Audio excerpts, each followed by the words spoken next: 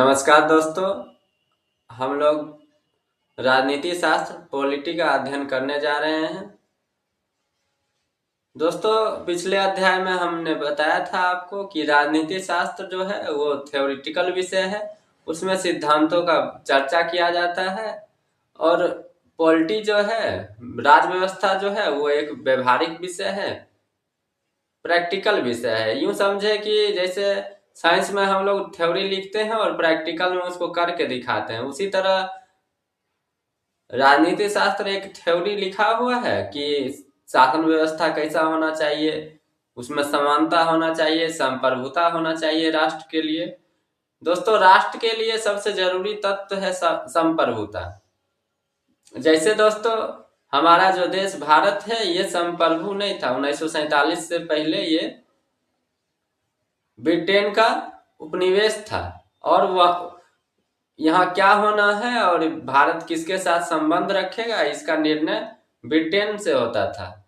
तो दोस्तों, किसी भी राज्य के लिए सबसे आवश्यक तथ्य है संप्रभुता। संप्रभुता के बिना किसी राष्ट्र या राज्य की कल्पना नहीं की जा सकती है।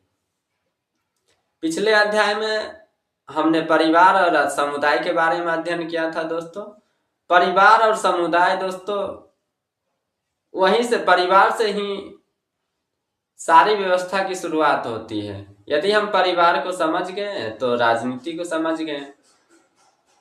दोस्तों, परिवार में सहयोग, प्रेम, देखभाल की भावना होती है। उसी तरह राजनीति में भी हम लोग जो बनाते हैं, आपसी प्रेम बना रहे समाज के बीच, इसलिए राजनीति शास्त्र जरूरी है। दोस्तों, परिवार में कुछ नियम होते हैं और वो उस नियम का पालन करना सभी सदस्यों का दायित्व होता है। और नियम में बंधे रहने से ही परिवार बंधा रहता है। जहां नियम कमजोर पड़ जाते हैं वहीं परिवार टूट जाते हैं।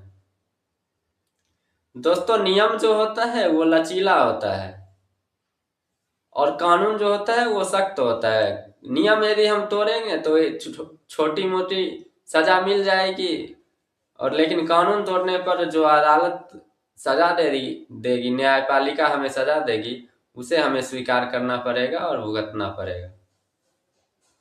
दोस्तों, जीवन जीने के लिए नियम की आवश्यकता है। जैसे हम लोग सड़क पर चलते हैं तो नियम के हिसाब से चलना है। बिना नियम के हम तो कानून का शासन को ही रूल ऑफ लॉ कहते हैं और शक्ति के शासन को रूल ऑफ फोर्स बोलते हैं। दोस्तों, यहाँ पर हम लोग देख रहे हैं जो मेरा चैप्टर है गवर्नेंस, शासन। तो शासन आप सुनते ही हम लोग सिर्फ ये समझते हैं कि शासन का मतलब जो पुलिस व्यवस्था है वही शासन है। दोस्तों, शासन में निर्णय लेने की प्रक्रिया और उसे लागू करना, ये शासन का मुख्य उद्देश्य है। तो शासन जो है समाज को व्यवस्थित तरीके से चलाने के लिए अति आवश्यक है। दोस्तों, सोचिए, यदि शासन नहीं रहे और आप सड़क पर निकले, कोई आपके साथ बदतमीजी करे, कोई आपका साइकिल मोटरसाइकिल छीन ले, या कोई आप पर कीचड़ फेंकते, लेकिन ये सब शासन से ही कंट्रोल किया जाता है। जो इस तरह के कृत्य करेंगे उनको सजा मिलेगी, किसके अंतर्गत? शासन के अंतर्गत। तो जो दोस्तों, जहां की शासन जितनी अच्छी होगी वो राष्ट्र या राज्य उतना विकास करेगा। तो दोस्तों, हम देख रहे हैं कि शासन जो है निर्णय लेने की प्रक्रिया है और नियमों के समूह से सामाजिक जीवन को व्यवस्थित करना और उनका पालन सुनिश्चित करना। अब देखिए दोस्तों, यहाँ पर नियम का जिक्र हुआ है। तो नियम क्या है? नियम जो है व्यवस्था बनाए रखने और लक्ष्यों को प्राप्त करने के लिए बनाए गए गाइडलाइन है।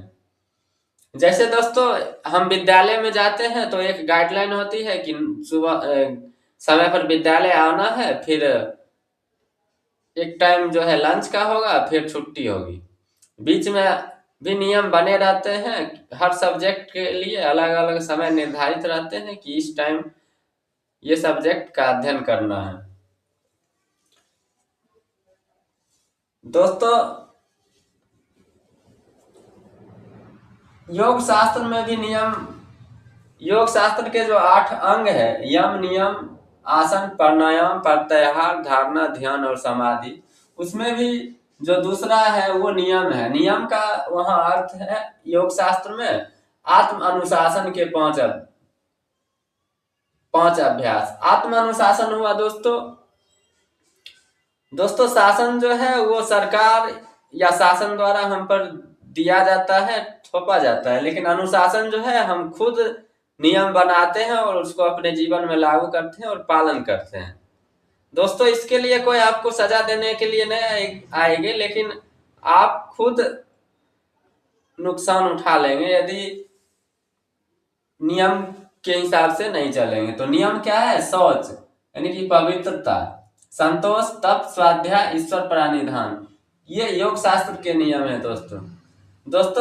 यहाँ पर जो स्वाध्याय है इसका अपने जीवन में बहुत महत्व है। आजकल लोग इसी से विमुख होते जा रहे हैं। सिर्फ खुद अध्ययन न करके दूसरे के द्वारा बनाए गए मैटर को ही पढ़ते रहते हैं और उनको खुद समझ में नहीं आता है कि हम पढ़ क्या रहे हैं।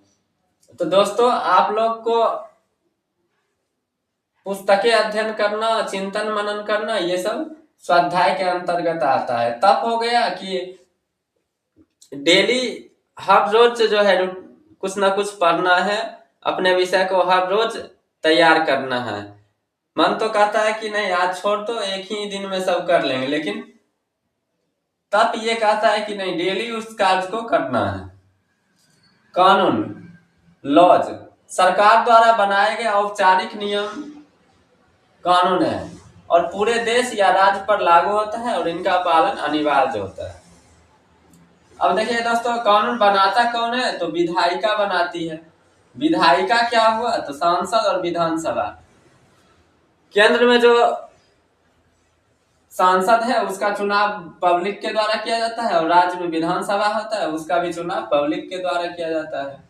और इसका चुनाव करवाने वाला लोक निर्वाचन आयोग है और अभी मुख्य चुनाव आयुक्त श्री ज्ञानेश कुमार हैं।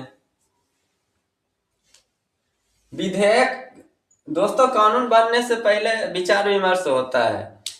जो हमारे प्रतिनिधि हैं संसद में या विधानसभा में, जो हम अपना प्रतिनिधि भेजते हैं, वो लोग एक प्रारूप देते हैं कि ये कानून होना चाहिए, उसको विधेयक बोलते हैं और उस पर गहन चर्चा होता है। उसके बाद वो अधिनियम बन जाता है जब राष्ट्रपति और राज्यपाल उस पर सिग्नेचर कर देता है। तो दोस्तों, विधेयक जो है एक बीज की तरह है, तो कानून जो है, अधिनियम एक पौधा की तरह है दोस्तों।